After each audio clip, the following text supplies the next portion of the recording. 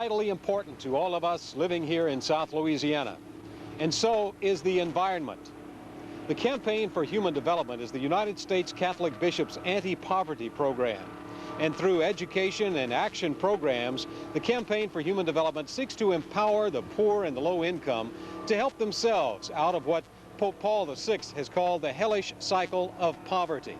The environment is an important issue to the United States Catholic bishops. Today on this section of Reel to Reel, we'd like to talk to Mary Lee Orr, who is the Executive Director of the Louisiana Environment Action Network, one of the recipients of some funds from the Campaign for Human Development. We asked Mary Lee to tell us what her organization does. LEAN is the only statewide environmental organization in Louisiana. We're an organization of committed individuals and over 50 local grassroots environmental organizations here, fighting for environmental justice. What do you do? How do you go about that? We go about it by seminars and by rallies and actions. We believe that actions bring about positive changes. We're an empowerment organization. We empower people on their issue. For instance, if you would call us about a particular problem, we act as a clearinghouse. We network you with someone else who has a similar problem. We also emphasize mutual support, that you can do it, that you can win on your issue and protect the environment for the future generations of Louisiana. When you empower somebody, give us an idea what empowerment means and how do you help them? We're very basic empowerment. Well, for instance, how to use the system, how to lobby. When I say how to lobby, many of our folks come from rural areas. We tell them where to park. We meet them at the elevator. We help them get an appointment with their representative or senator. We help them learn how to lobby on the floor, how to testify, how to hand in their card, all the basic steps of how to use their system, and help them realize they can do it. And there's folks down there like myself who didn't know anything about that, who can say, look, I've done it and you can do it too. How serious is the problem for us in Louisiana? It's critical, Bob. The problems are massive. We are #1 in the discharge of toxics to our air, land, and water. And our community people's health are impacted. We're #1 in some form of cancers here in Louisiana. And the people are ready to, what I call, take it to the streets about this issue. And Campaign Human Development has helped shine a light on this very, very important and vital issue. One thing I really want the people to understand is we do not want to close down industry. We just want them to be more responsible and better neighbors in our communities. I think people have this notion that environmentalists are anti-everything. We're not anti-anything. We're pro-good environment. We're pro-a good future, pro-healthy environment for the children. And we do want economic development. But we want industries are here that are responsible. And there are some good industries. Not all industries are bad. The Louisiana Environmental Action Network empowers local communities and local citizens to become involved in the struggle to clean up the atmosphere. Les Ann Kirkland is a co-leader of an organization called AWARE in Iberville Parish.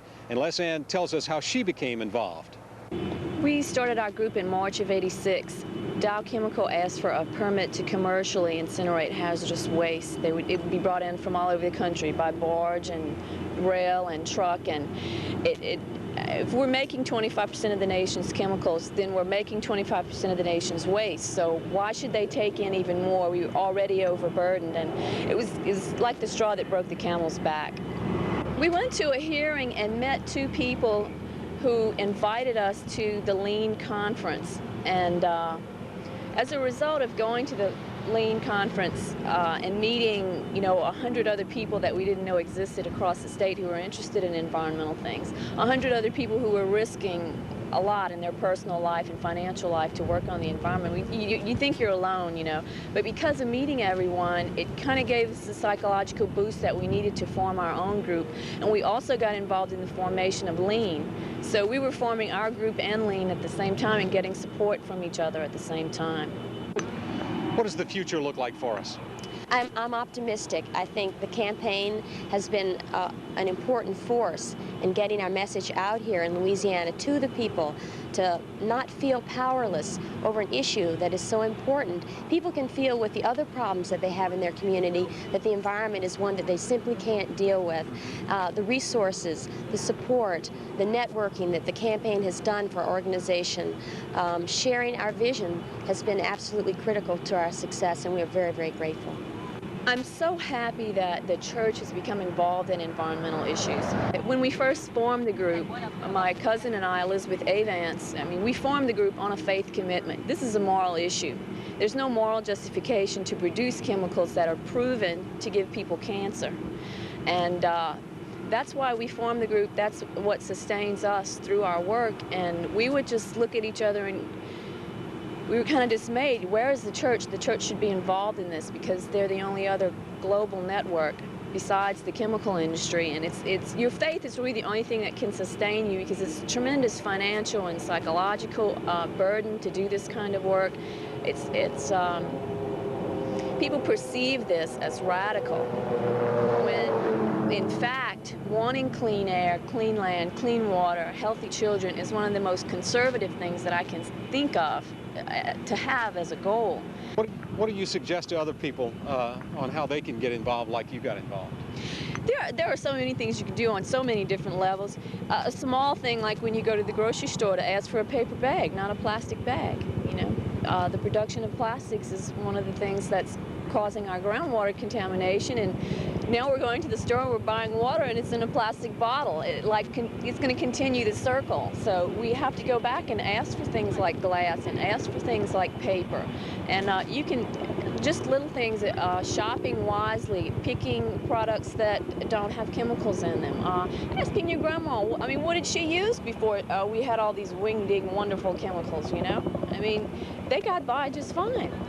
I think one of the most exciting byproducts, I guess you could say, of the movement is that I think it can bring about great racial unity and it can bring about denominational unity. And I mean all spiritual leaders, both Jewish and Christian spiritual leaders, calling us to our duties as stewards over God's earth. I think it's very, very exciting, the possibilities of all those different types of folks working together on this basic life issue. It's wonderful.